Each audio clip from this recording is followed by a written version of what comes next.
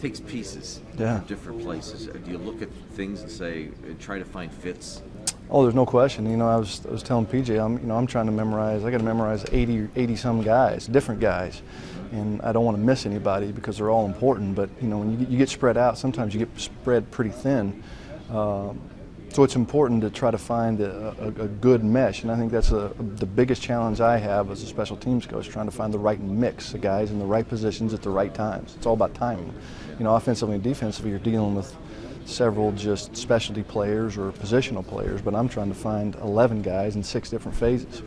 I imagine more of these news guys come in, though, they know that that's one of their routes to the NFL. Well, if to be able to double. Yeah, they have to. And if they don't, it's their first ticket out of here. You know, they're not going to last long if they don't figure that out. And some guys, that's one of the first things that I bring up when I'm in the first meeting a rookie minicamp is that's how they're going to make this team. Let's say you're drafted here as a starter, and that's how they're going to make the team is by what they do with me in preseason games, in practice first, and then primarily in preseason games, how they perform.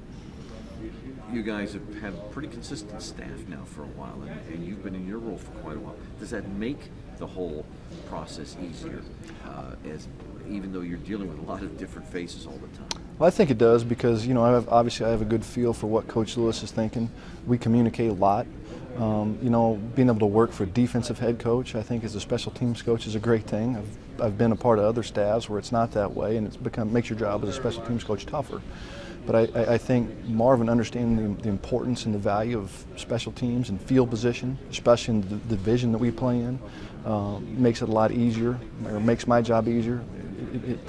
And for us to be able to be together as long as we have been able to be together, I think it also makes both of our jobs easier because we have a good feel for what each other's thinking.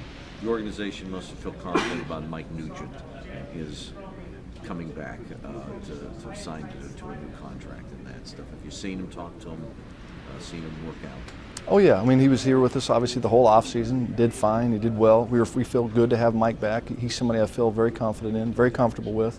There's no secret he's had some injuries over the past couple seasons. They've been kind of freak things, you know, that we can't exactly pin our thumb on why, and I think that's the frustrating part for Mike because there's nobody that feels worse about what's happened to him than Mike. He feels bad because he feels like he's letting our team down, but I don't feel that way.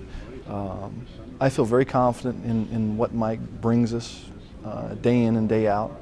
I would have felt comfortable with Josh. I think we had 2 great options, and Josh came in, to his credit, and performed admirably, performed great.